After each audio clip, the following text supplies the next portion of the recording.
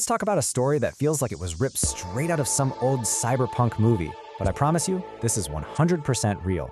We're gonna rewind the clock, back to the analog days, to unpack one of the weirdest and most fascinating cold cases in TV history, the Max Headroom Hijacking.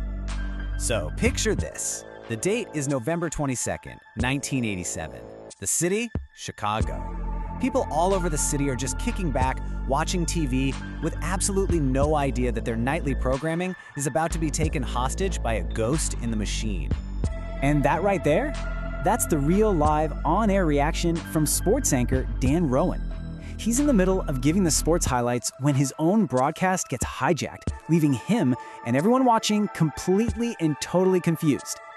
So imagine you're watching the Chicago Bears highlights, and then bam, the screen just flickers and goes dark.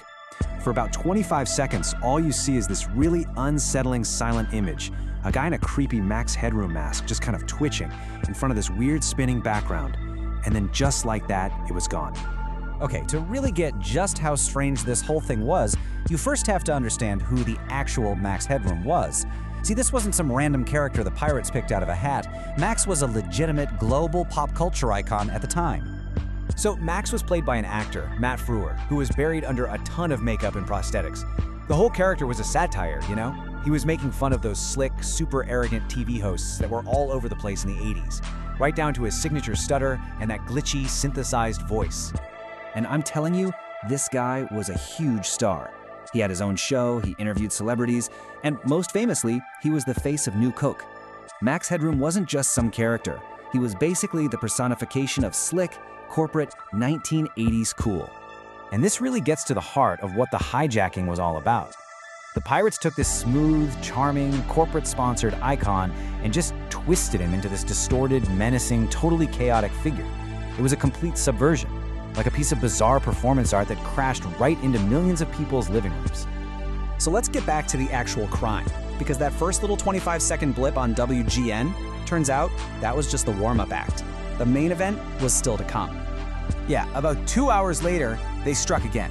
This time they hit WTTW, the local public broadcast station, right in the middle of an episode of Doctor Who. And this time, they came prepared. They had audio, and the broadcast was longer and a whole lot weirder. The audio was just this distorted, rambling mess. The hijacker was saying all sorts of strange stuff, like this little gem. It was a pretty clear jab at WGN, actually, since their call letters stand for World's Greatest Newspaper. So yeah, this wasn't just random noise. This was targeted chaos.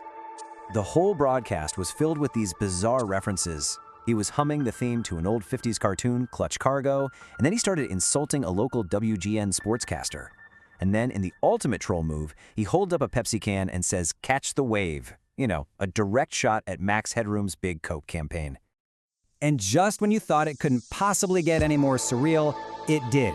The broadcast ended with the masked figure dropping his pants while an accomplice, who you can just barely see off screen, starts spanking his bare butt with a fly swatter. I'm not kidding.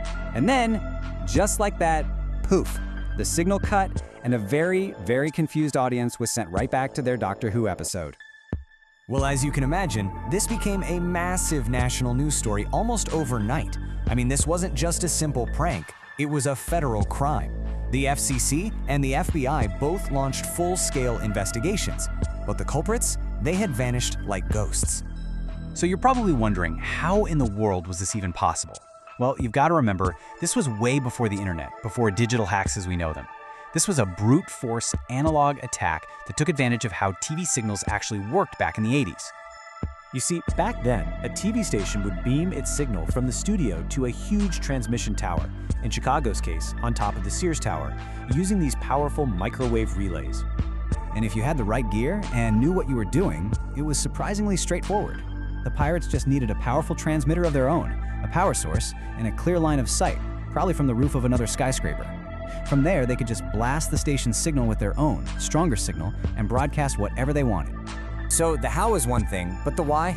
Well, that's what's kept this mystery alive for all these years. Nobody ever got arrested, and no one has ever credibly taken responsibility. All we're left with are a few interesting but totally unproven theories.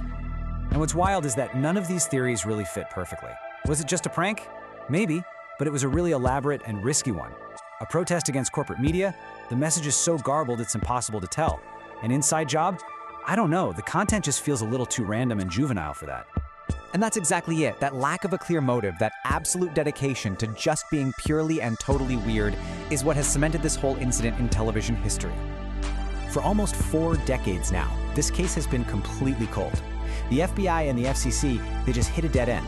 Without a confession or a way to trace the signal's origin, the trail vanished just as fast as the broadcast did.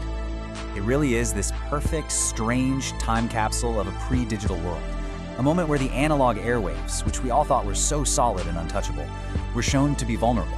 It was like a bizarre ghost briefly haunted television, and then just disappeared back into the static, leaving nothing but questions behind. So, in our modern world of deepfakes and AI, what can we really take away from this old analog ghost story? I think it's a fascinating reminder that the impulse to disrupt, to subvert the media, and to just inject a little bit of chaos into the system, that's always been with us. It shows that long before the internet gave everyone a platform, people were still finding the cracks in the signal to broadcast their own weird version of reality to the world.